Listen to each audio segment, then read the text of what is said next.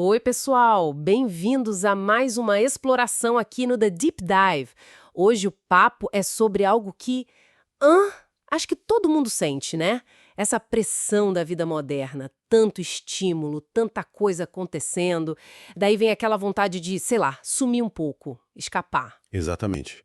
E o material que a gente analisou hoje mergulha fundo nisso, nessa busca por um refúgio, sabe? Só que ele levanta um ponto crucial. E quando essa fuga vira, na verdade, uma armadilha? Uma prisão invisível, como o texto coloca.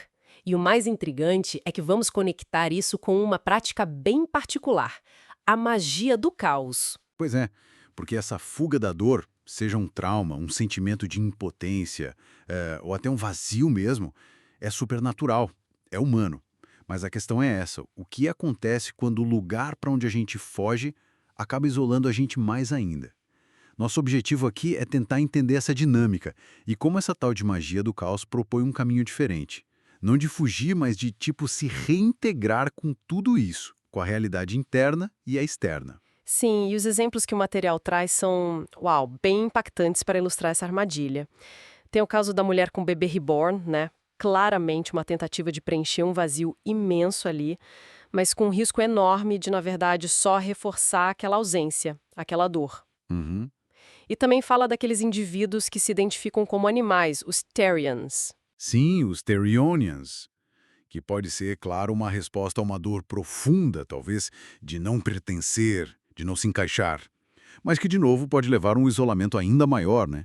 Ficar preso numa fantasia. Exato, e aí é que está o perigo que o texto aponta, né? Quando o símbolo, a representação, deixa de ser um mapa para navegar a realidade e vira o próprio território, vira uma muralha. Uma muralha que separa a gente da experiência direta, né? Da vida como ela é. E isso casa direitinho com a perspectiva junguiana que o material menciona também. Ele sugere que rola uma repressão do self, da nossa totalidade psíquica, sabe? Em favor de um ego, que é a nossa parte consciente, mas que muitas vezes está fragmentada pela dor, pelos traumas. Entendi. E os arquétipos entram aí, né? Isso. Quando esses padrões universais, tipo a sombra, aquilo que a gente nega na gente, não são integrados, não são trazidos para a luz da consciência, eles acabam meio que governando a nossa vida por baixo dos panos. O texto dá até um exemplo, tipo, a pessoa que tem uma necessidade compulsiva de salvar todo mundo. Isso pode estar escondendo um medo gigantesco da própria inutilidade, ou culpa, sei lá. Faz sentido. Daí a fuga não resolve, né? Só aprofunda a ferida original, porque desconecta a gente dessa totalidade. Pô, e é nesse cenário complexo que a magia do caos entra como uma proposta, nossa, quase subversiva. A ideia central é muito forte. A crença não é uma verdade absoluta e imutável, é uma ferramenta. Uma Isso ferramenta. muda tudo, né? Totalmente. Traz uma liberdade, mas também uma responsabilidade imensa sobre como a gente constrói nossa experiência do mundo, nossa subjetividade. O praticante, segundo o texto, aprende a quê? A adotar e descartar sistemas de crença de forma consciente, navegar por diferentes realidades sem ficar preso, sem se identificar rigidamente com nenhuma delas. Exato. E o material dá exemplos bem práticos de como isso funciona, né? Não fica só na teoria. Fala da criação de sigilos, por exemplo, que seria uma forma de reprogramar esses padrões internos que a gente falou.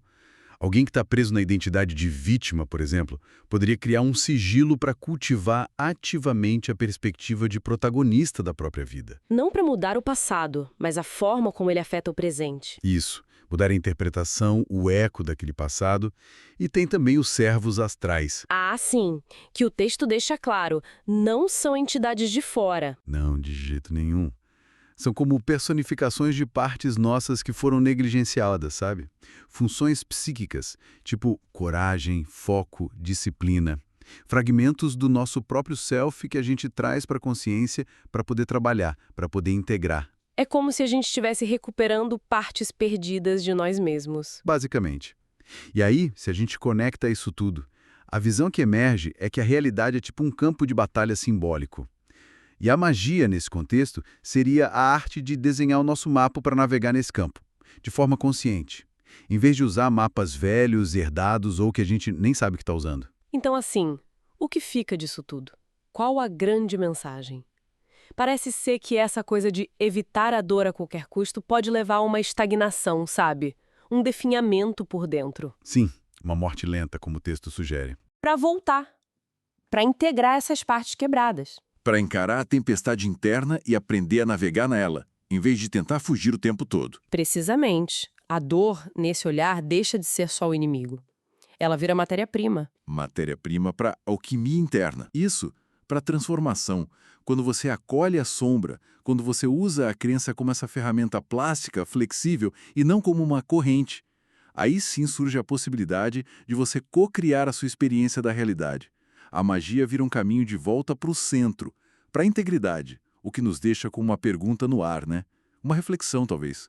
Se a realidade é mesmo esse campo simbólico, e se as nossas crenças são as ferramentas que a gente usa para mapear e interagir com esse campo, que mapas internos, que crenças fundamentais será que a gente está usando todo o santo dia sem nem perceber, moldando nossa vida? E a gente nem se dá conta. Pois é. E como seria então o exercício de parar e tentar redesenhar esses mapas, de forma deliberada, com intenção? Fica aí para pensar.